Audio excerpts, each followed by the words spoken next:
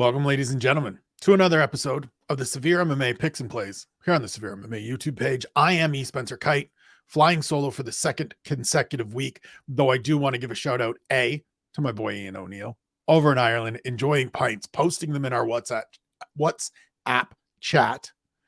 I'm talking about them and I'm salivating. Happy St. Patrick's Day to everybody. I am going to have to go and find a pint of the dark somewhere here in Abbotsford later today because they look so damn delicious in our chats. I also want to give a shout out to the boss man himself, Graham McDonald, volunteered to jump on here.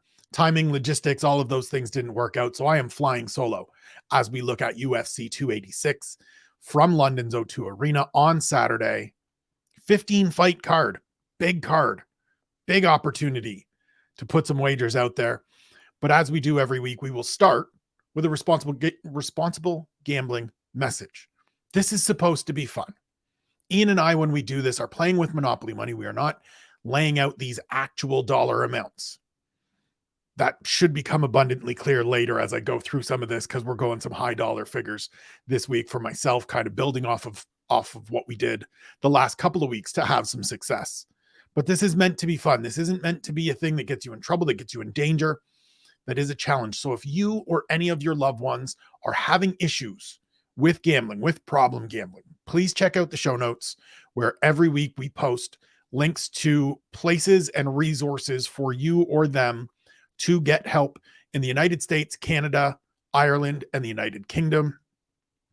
I've been around it my whole life. I understand the challenges of this. I understand the risks of gambling and how easy it is to get stuck in a bad spot. So please, if you are having any challenges, if you are having any issues, reach out to those resources. Reach out to me on Instagram or Twitter. My DMs are always open. I check them routinely because I'm obsessive compulsive that way. But please use this as an outlet to have fun, to add a little spice to the fight cards, but not something that causes issues and problems in your day to day. Before we get to Saturday's fight card in London, we have to go back to UFC Las Vegas last weekend at the theater at Virgin Hotels. Ian went 5-8 with his picks. So for the year, he is 53, 43, and 2. 10 fights to the good. Not bad. Not where he wants to be. I know. I feel free. I feel comfortable saying that for Io. Myself, I went 6-7. So 55, 40, 41, and 2 for the year. Same as Io. Not where I want to be, but to the good. So that's a starting point. Almost a quarter of the way through the year. Want to start going on a little run here, start putting up some good numbers, some big numbers. I feel like this weekend is a chance to do that, to get into the double digits in terms of victories, in terms of, going forward and putting some positive numbers up on the picks front. On the plays front last week, Ian wasn't here, didn't offer any plays, didn't lose any money. So that's a good thing. Myself, I had $178 out, $230 back in. So a profit of $52, a 29.21% return on investment overall for the event. Very happy with that. That return was essentially, it was one bet. $100 on Alexander Volkanovski to win at plus 130, returned that 230. It's a thing I'm trying to do. We did it the week before at UFC 285 with Cameron Simon, that larger win bet. He won the fight. We cashed a good number. If we didn't get greedy and chase that finish, we'd have had a successful night, and we'd be looking at 3 straight events with positive profits, with positive returns. For the year, I've got an even $1,500 out. I don't know how that worked out. I did the math this morning. An even $1,500 out. I've cashed in tickets for $1,129.54 this year. So I'm down $370.46 overall, but that feels not that bad to me. That feels okay to me. There's some challenge there. We may get a little dicey here as we go this week, depending on how things go, but we're taking some chances. It's a pay-per-view. It's a big fight. I like some of these fights. I like some of these prices.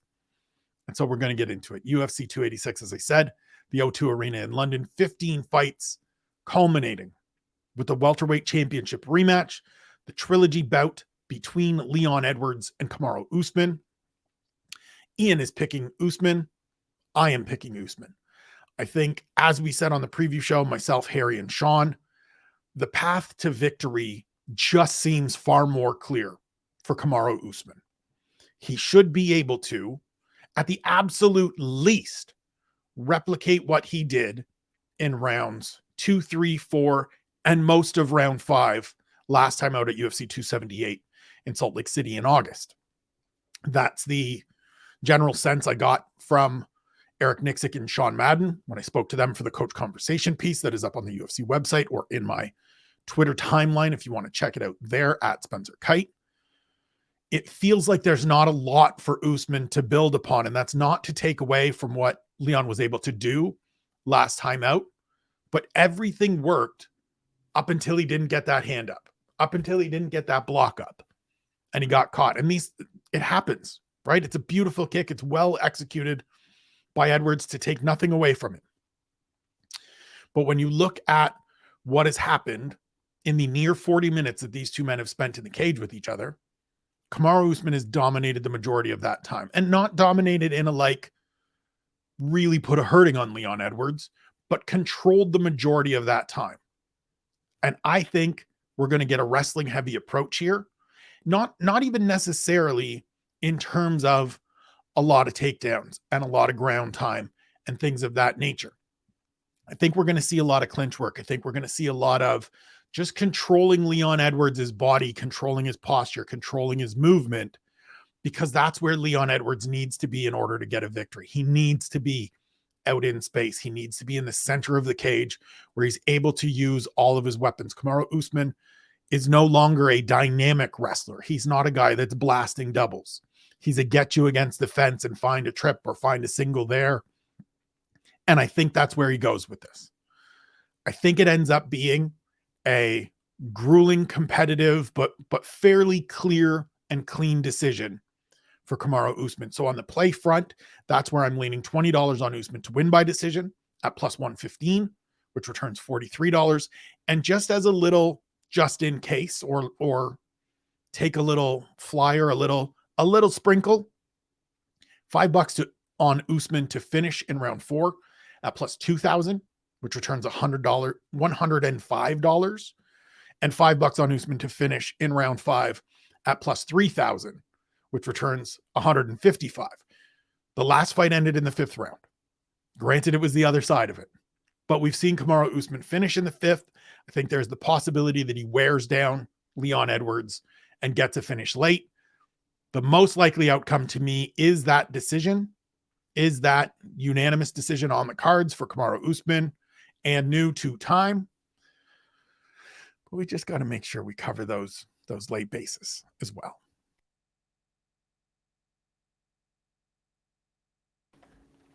Co-main event, Justin Gaethje versus Rafael Fiziev. Ian is picking Fiziev. I am picking Fiziev. I'm not super comfortable with the pick. I'm actually not really overwhelmed with this pick. This isn't a clear cut Fiziev wins this every day going away, because it's Justin Gaethje. Because outside of championship fights in the last couple of years, Justin Gaethje hasn't lost. He has a style that is always dangerous. He brings power, experience, that car crash, demolition derby approach, that it's hard to really forecast how somebody is going to respond to it and deal with it when you haven't seen them in there. And we haven't seen Fiziev in there in that kind of fight yet, right? You look back to Gaethje's fight with Michael Chandler in New York City. We've seen Michael Chandler in those kinds of fights back in Bellator, even early in the UFC. We knew how that one, I felt pretty comfortable and confident knowing how that one was going to play out. I think I lean towards Fiziev being the more technical guy here, not necessarily getting drawn all the way into the demolition derby, kind of getting brought to the outskirts of it, remaining technical in spots. I think we see a lot of low kicks. The other piece of it for me is the thing I addressed on one question this week of when does all of this carnage start showing for Justin Gaethje. I'm a little bit interested to see if this is his version of his fight with Tony Ferguson, just the roles reversed, where he's the one that starts looking like, man, he may not be able to take this kind of punishment anymore. So I'm leaning Fiziev as well. I'm picking Fiziev as well. And in terms of plays, it's $10 on Fiziev by decision at plus 275, which returns 37.50. The reason I'm going decision, and it seems like maybe a thing that people aren't expecting, because Gaethje is essentially kill or be killed. Fiziev is more of a finisher than he is a decision guy. But I look at that fight in New York City between Gaethje and Chandler, where they did go the distance. This is only 15 minutes. This is only 3 rounds. And so I just think the likelihood of this finishing inside the distance, where Gaethje's only losses, the losses in those championship fights, are by submission. Yes, he's been stopped by strikes before, but that's in fights that are 5-round fights, where it's later into the fight. It's the 4th and the 5th round against Eddie Alvarez and against Dustin Poirier. I don't think Fiziev necessarily gets him out of there. And if you're giving me nearly 3-1 on a decision for the guy that I think is going to win, I'm going to take that every day. Move to the middle of the main card. Gunnar Nelson and Brian Barberena in the welterweight division. Io is picking Gunny. I'm picking my guy Bam Bam. And admittedly, some of it is probably a little bit of bias, a little bit of rooting for my guy. Brian Barberena has been a guest on a conversation with. I speak to him before pretty well every one of his fights. I like him. Internally, I want to see him have success. But I also think that he's kind of a bad matchup for Gunnar Nelson. And that may sound crazy to people who say, well, Brian Barberena just got taken down and submitted by Rafael dos Anjos. Gunnar Nelson is a high-level grappler. Why won't he take him down and do the same thing? Gunnar Nelson is not Rafael dos Anjos. He is not on that level. With all due respect to Gunny, who I like as well, who I've had a great relationship with throughout his UFC career. I don't think Gunny looked very good in his win over Takeshi Sato a year ago in London. The fact that he is out again for a full year and now 34, 35 worries me a little bit. As much as Bam didn't look good last time out against RDA, that's a bad matchup for him. That's a pressure fighter who has very good wrestling, who is just going to look to put him on the ground and do what RDA did in that fight. But Bam Bam is a guy that outside of those dynamic wrestlers, outside of those dynamic fighters overall, he's a miserable out. He's a hard night at the office. And I just wonder if he's going to be able to be the guy pressuring here. Because Gunny isn't somebody that's going to change levels and blast through you. Now, maybe he does. Maybe this goes one way and I look foolish. And I'm ready to accept that. I just think in a fight like this, where Bam is looking to get back in the win column after that frustrating, disappointing effort, raised his hands for a bunch of fights, got this one on short notice, relatively short notice, to fill in for Daniel Rodriguez. If he can come out and bring some pressure and win a drag Gunnar Nelson into the mud, make it ugly, make it gritty, make it grimy, very similar, more similar to the Matt Brown fight and the Robbie Lawler fight, where he was victorious, than the RDA fight where he fell on the wrong side of things. And so on the play front, we're just going light. We're going easy. It's $5 on Barberena to win at plus 300, which returns $20. And it's $5 on Bam to win by decision at plus 1,000, which returns $55. Now, here's the other part of this. Even separating the pick and the assessment that I offered, from a wagering standpoint, Barberena is the side to play to me because the odds are so great. I don't think this is a fight that should be this wide of a bet of betting odds. Brian Barberena at plus 300 here feels like a real live dog, regardless of my friendship with him, regardless of my relationship with him. And for him to win a decision, for him to make it to the end of things and win 29-28 on 2 cards at plus 1,000, where 5 gets you 55. Those are numbers that I'm going to follow. Those are numbers that I'm going to play. Really interested to see how this one plays out. Move to the flyweight division. Jennifer Maia and Casey O'Neill. Io picks his long-lost sister Casey. I as well am picking the member of the O'Neill family. I think she is the more dynamic fighter of the two. Jennifer Maia is very, very good. Make no mistake about it. Jen Maya is an excellent fighter. She has been for a number of years.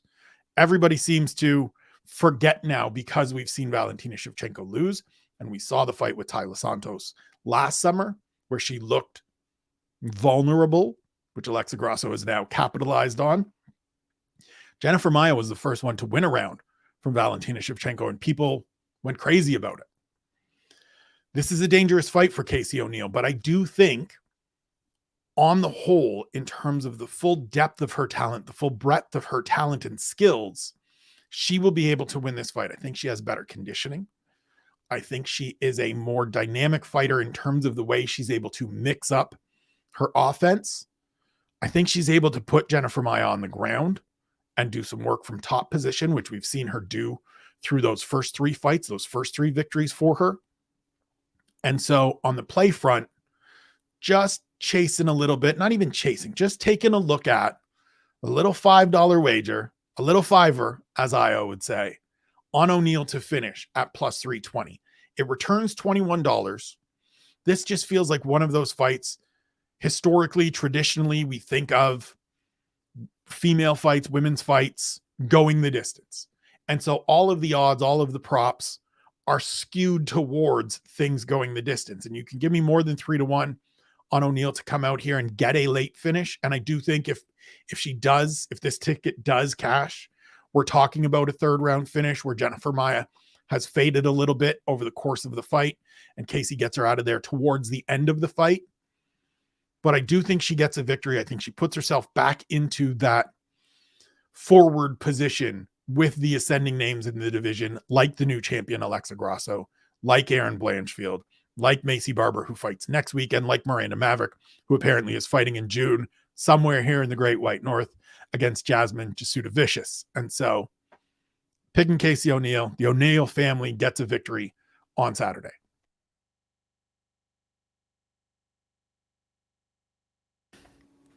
First fight on the main card, middleweight division, Marvin Vettori versus Roman Dolidze. And the second fight on the main card, where Ian and I are on opposite sides of things. He is picking the Italian Dream, Marvin Vettori. I am picking Roman Dolidze. And here's my logic.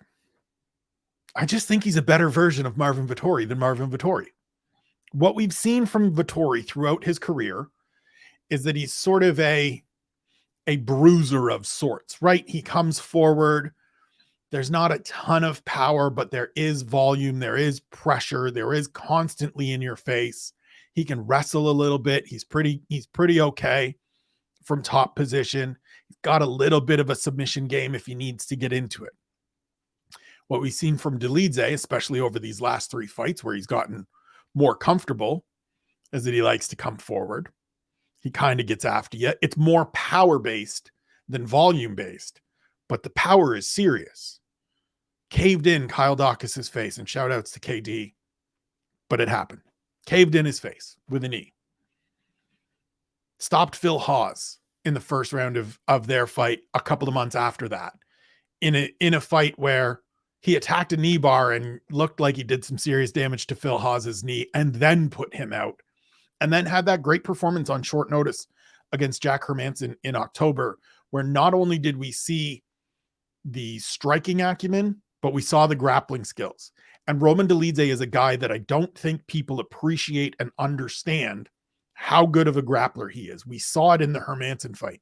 You don't do those things and attack and nearly finish a calf slicer on Jack Hermanson if you're not a truly elite grappler. Now, it's not necessarily Brazilian Jiu-Jitsu grappling. It really is kind of just grappling. Full, no real form to it. I wish I had Harry here to sort of explain what I mean a little bit more. It's not traditional setups. He's just a really good grappler, and he's a big, burly, strong bastard. And yes, it's hard to pick against the guy that's tenured in the division in Vettori, who has only lost in the last few years to Robert Whittaker and Israel Adesanya twice. But I think Dolidze has figured some stuff out. I think he's got life in order, training in order, mindset in order. And this is going to be an opportunity for him to really take a big step forward in the middleweight division. Maybe that's me wish casting a little bit. Maybe that's me wanting someone new in this mix and therefore picking Dolidze. But hey, sometimes you got to do those things. And so on the pick front, it's Dolidze for me. It's Vettori for Ian. And on the play front, I'm going $20 on Dolidze to win at plus 225, which returns $65, and $10 for Dolidze to win by decision at plus 800, which returns 90. I think Dolidze is a super live dog here. I like the more than 2-1.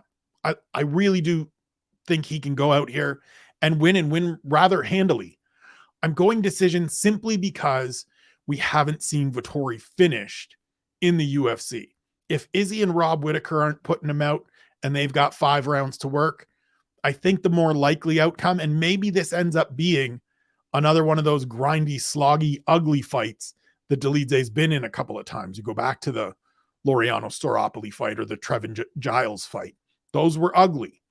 So maybe it ends up going 15 minutes and we turn $10 into 90, because plus 800 for Dolidze to win by decision is a ridiculous number and worth your $5, worth your $2, worth even $1, regardless of whether you think he's going to win or not. It is worth that little investment because plus 800 is crazy to me.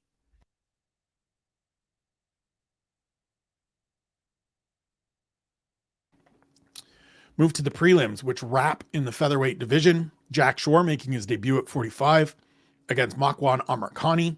IO is picking Shore. I am picking Shore, but I'm not super confident in it. I'm a big Jack Shore fan, as I said on Wednesday in one question.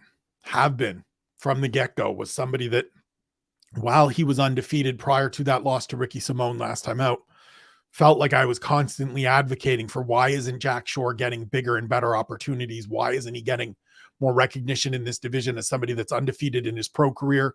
And up until that point, undefeated overall, never lost. Perfect as an amateur, have been perfect as a pro. The reason I'm hesitant, the reason I'm not super sold on Jack Shore here is just that thing we talked about on the preview show and the thing I talked about on Wednesday of he's never been the best athlete, and the move up feels a little bit reactionary to both weight cuts sucking, which 100% weight cuts are the worst. Hate weight cutting. Wish guys didn't do it. So be it. And the loss to Ricky Simone, where he was outstrengthed, he was outsized, he was beaten by a better athlete. I don't know that he goes up and things translate well long term. The reason I'm picking him here and the reason I think this is a good spot for him is because Amirkhani has about 4 minutes of gas in the tank, right? This is a little bit of the Derek Brunson thing that Harry was talking about a couple weeks back on the takeaway after Brunson's fight with Dricus du Plessis. He's got a great 5 minutes. After that, if it goes there, if we're not done inside of a round, it gets a little shaky. It gets real rickety real quickly. And so I think Jack Shore should be able to defend well in the opening stanza, figure out what's going to work for him, and then go from there. But I'm not sold on it. I could certainly see, after having 15 or 16 consecutive victories, Jack Shore getting a second straight loss. But I'm picking the Welshman. I'm picking Tank. I wish him luck. Play-wise, stay away. First fight of the night for me where I'm staying all the way away because I'm just not sure. Jack is too big of a favorite, and there's too much juice on that number for me to get involved. So both of us, both Ian and I, picking Shore, no place. Move to the lightweight division. Chris Duncan and Omar Morales. Again, Ian and I are on the same page. Both of us picking Duncan. For me, it's simply he's the bigger power threat. And we saw last time out for Omar Morales against Uroš Medic that there's just, he is susceptible to getting into these fights where there's power coming back the other way and he's not able to deal with it. Now, Chris Duncan is somebody that it really is, from my limited experience with him, kind of kill or be killed, right? His first fight on the Contender Series against Slava Borchev, they just banged it out. They just throwing hammers at each other. Slava Claus got the victory. Duncan went to sleep. Came back a year later, and it was roles reversed. He was getting smashed up in that fight until he landed the shot that put his opponent down and got him the victory. But it's, this is Rock'em Sock'em Robots, where we're just going to go out there and I'm going to try to take your head off.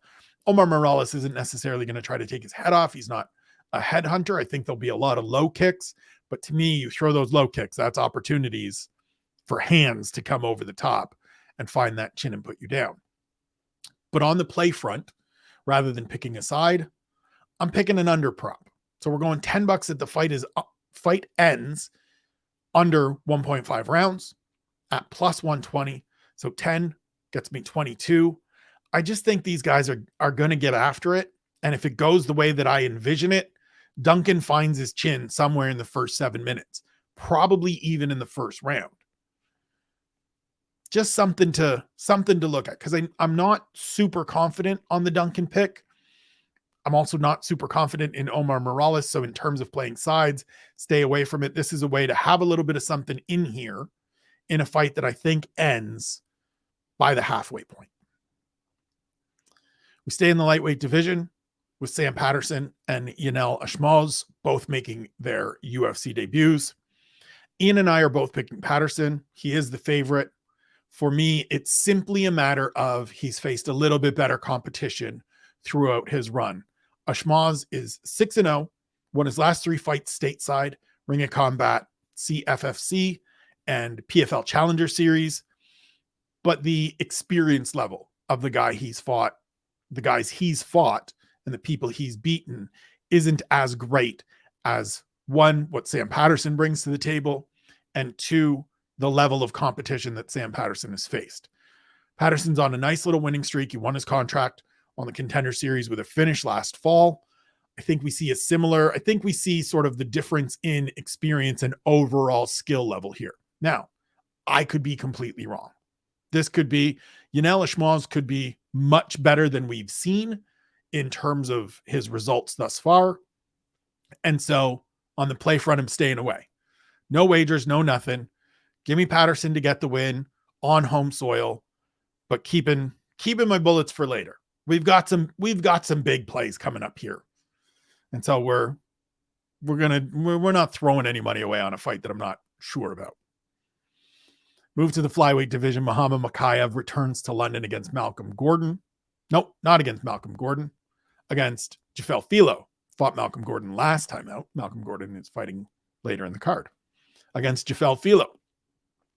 Ian and I both obviously picking Muhammad Mokaev. Listen, we talked about it on the preview show, talked about it throughout the week. This is a fight Muhammad Mokaev should dominate, and I think will dominate. I take him at his word from what he said to me when we sat down and spoke prior to this event, that he is locked in now, that he understands I don't need to go out here and play to the crowd. I don't need to go and do these things. I need to go out here, handle my business, and make statements. And I think that's what we see.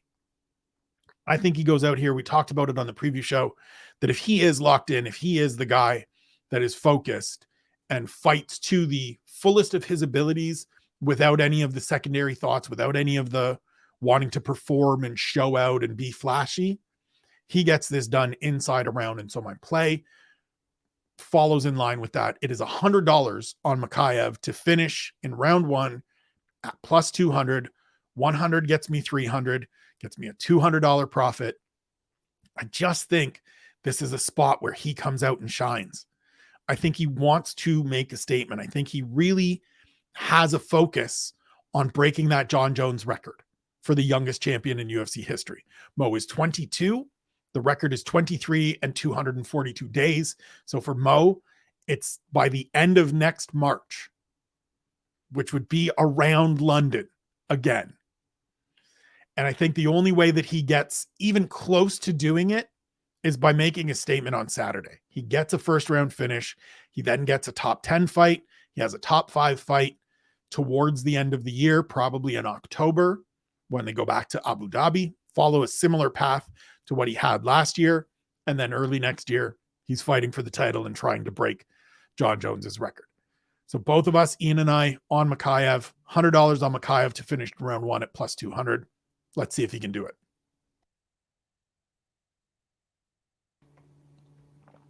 Shift back to the featherweight division. The return of Lerone Murphy against Gabriel Santos on short notice, replacing Nathaniel Wood. Both Ian and I are picking Lerone Murphy. For me, this is multifaceted. So one is Gabriel Santos is taking this fight on short notice, as I said, replacing Nathaniel Wood. It is his UFC debut.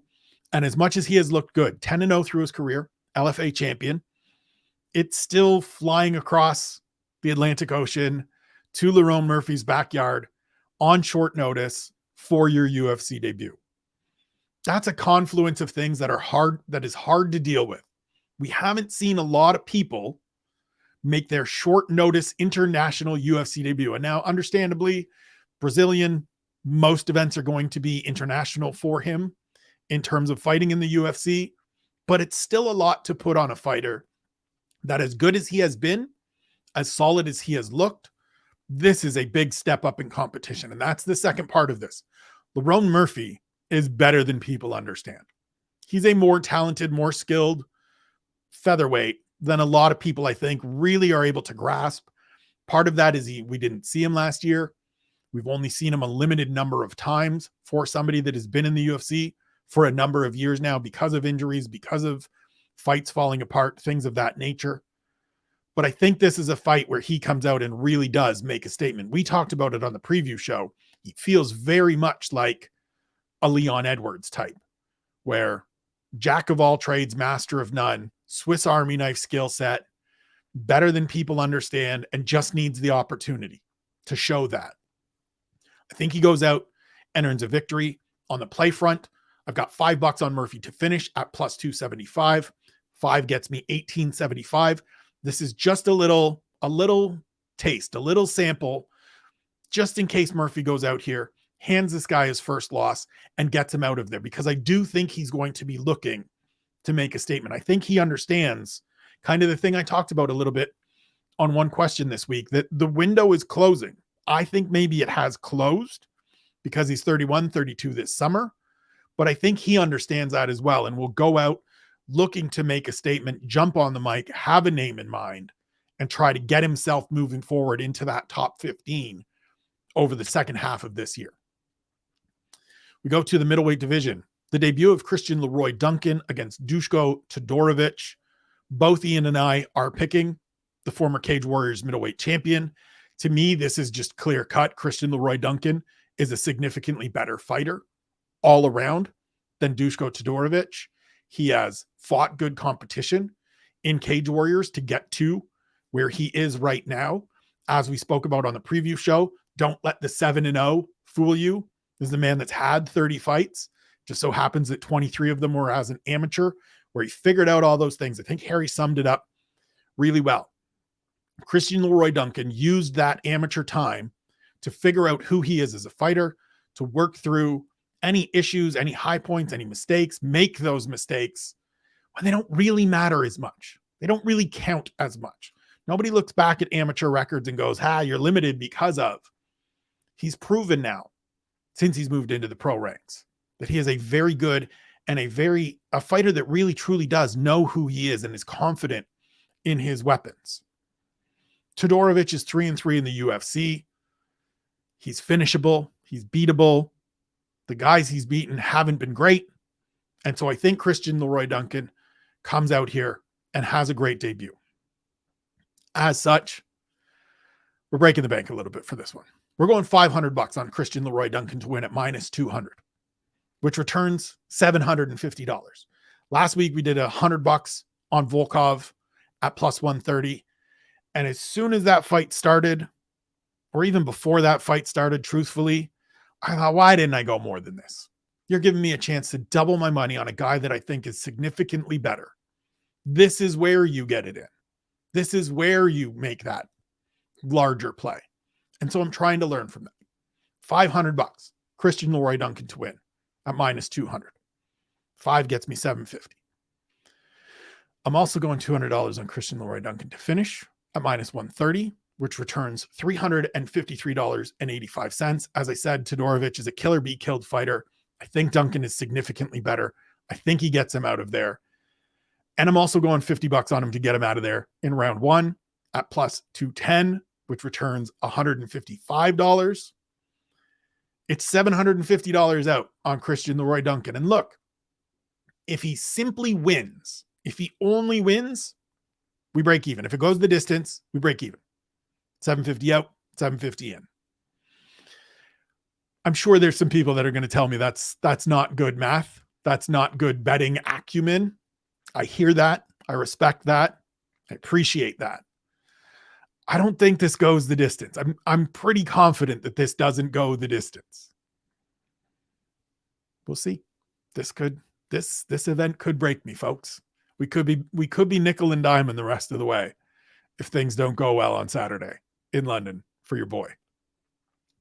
Move back to the flyweight division. Malcolm Gordon makes his appearance here against Jake Hadley. My pick is Jake Hadley. Ian's pick is Jake Hadley. I'm taping this on Friday morning after the weigh-ins. Happy St. Patrick's Day, as I said. My estimation and my logic for this pick only increased today as Malcolm Gordon stepped on the scale. 3.5 pounds over. The flyweight limit comes in at 129.5.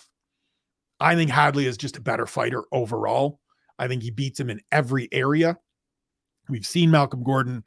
He had a little bit of success against Muhammad Mokaev last time out before getting finished in the third round. I think that played more to Mokaev pissing around, really, kind of just not being locked in the way he needed to be.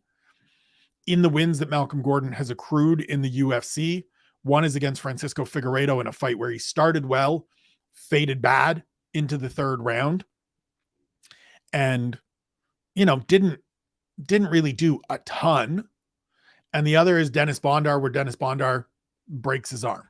And yes, Malcolm Gordon was attacking that arm, and you could say there's elements in there, but it's an injury finish.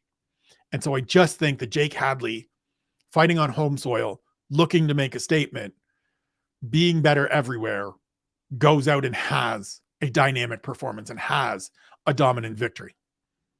As such, we're going heavy again. And it's $400 to win on Jake Hadley at minus 400. So 400 gets me 500. I know it's a risky play. It's a lot of juice. It is. And if Jake Hadley comes out and looks garbage and Malcolm Gordon, missed weight because he didn't even bother, again, we could be nickel and diamond. If this goes sideways, there's not much left in the bank account. I'm taking a loan out from Ian and we're figuring it out for the rest of the year. But I think Hadley gets a victory. I think any way I see this playing out in my head, Jake Hadley wins this fight.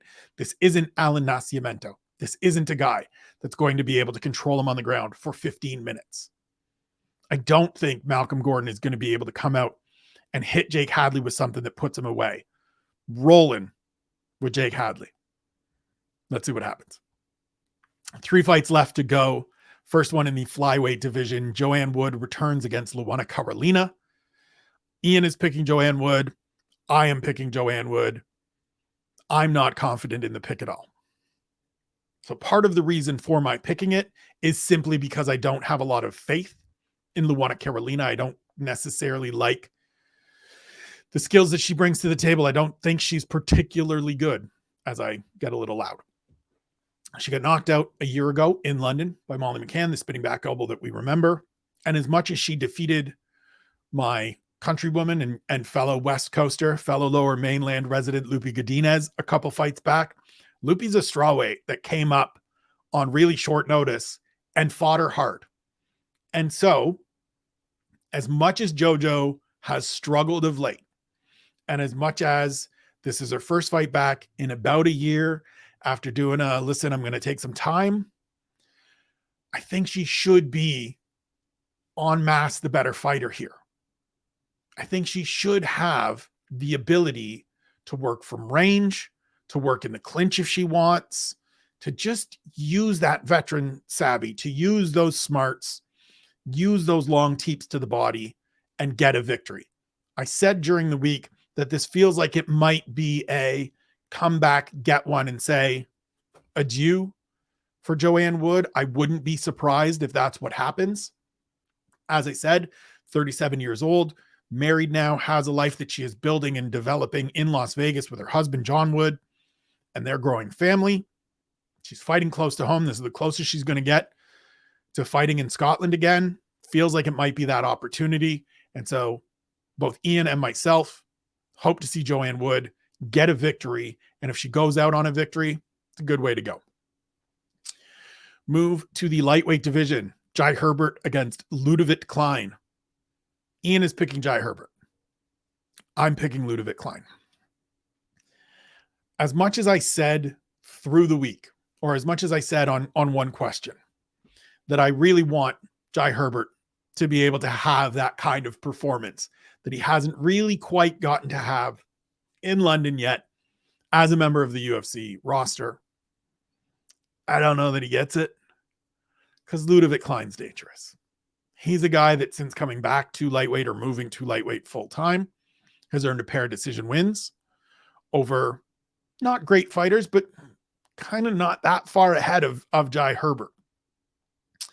And I just think that what we've seen, where we've seen Jai struggle, what we've seen of him in the UFC thus far doesn't instill a lot of confidence in me.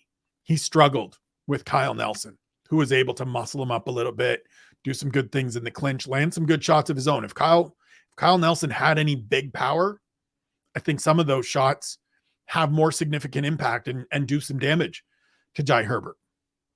And Ludovic Klein has some good power. And so Hart is rooting for Jai Herbert, who was great in Cage Warriors before coming over and had a very tough start to life in the UFC. But my head tells me that Ludovic Klein gets a victory here.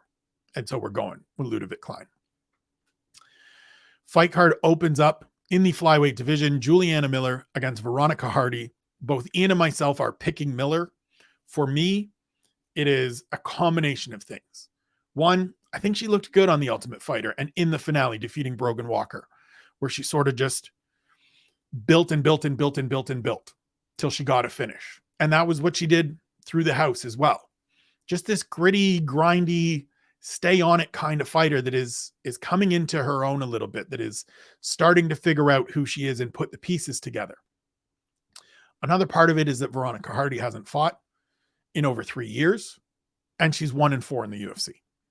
And this just feels like, as much as she's still super young, 27 years old, so there's still time, and these last 3 years could have been spent getting infinitely better. Don't know. Can't pick it until I see it. And so the evidence I have, the information I have available to me says that she can't hang at this level. And while Juju is young and relatively inexperienced and probably a very good spot for Hardy to get a victory if she's going to get one, I'm just not sure it's there. I'm just not sure she's somebody that should be competing at this level, because her last fight was a loss to Bia Malecki, who had about the same number of fights, I think even less fights than Juliana Miller at the time. I think she was 2-0, maybe 3-0 at best. And so you put her in there against somebody that I think is developing, and I got to go with Juju. If Veronica Hardy has figured this out and is, comes out and looks great, cool. I'm okay getting this one wrong, but it is what it is. I now remember as I sit here that it didn't mention any plays for the last couple of fights.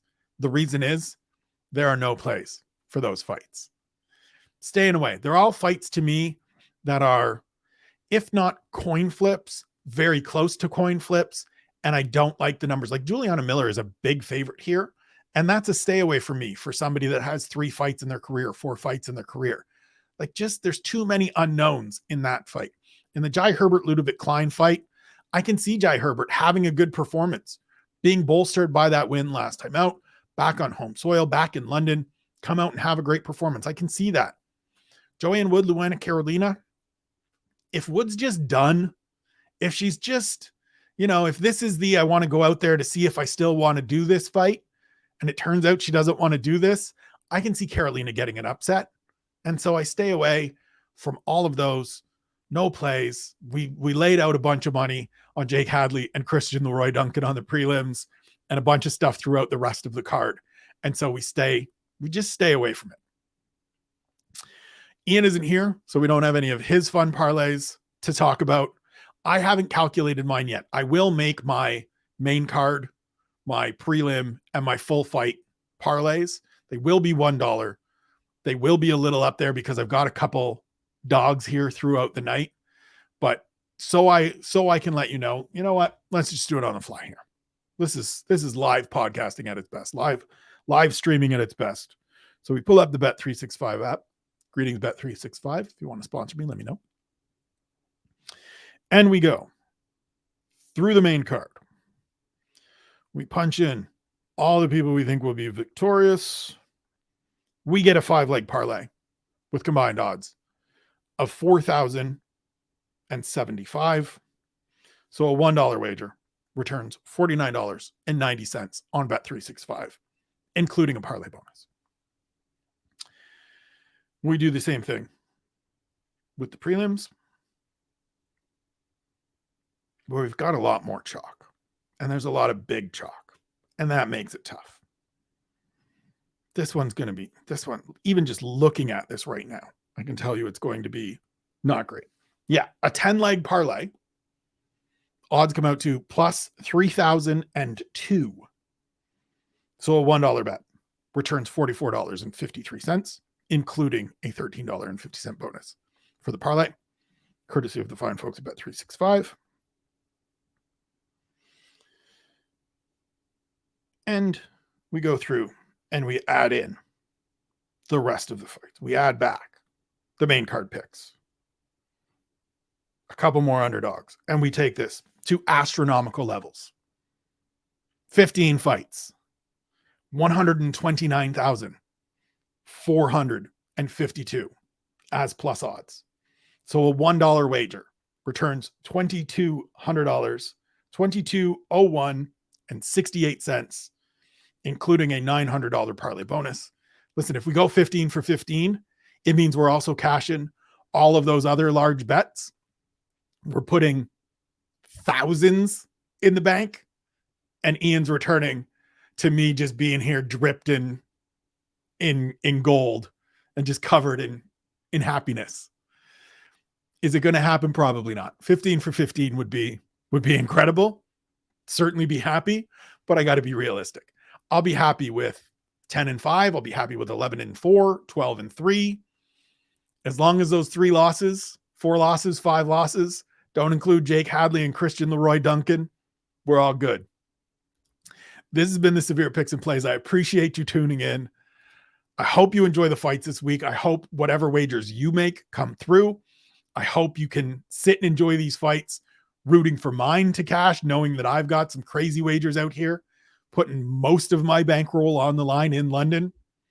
It's in honor of Ian being back across the Atlantic, back in Ireland, going to the ponies every day, enjoying pints, posting pints in my WhatsApp chat. And listen, it's only 10 o'clock, but that means the pub's opening. Might have to go find a pint. Appreciate you tuning in. For Ian in absentia, I am ESK. Appreciate you tuning in.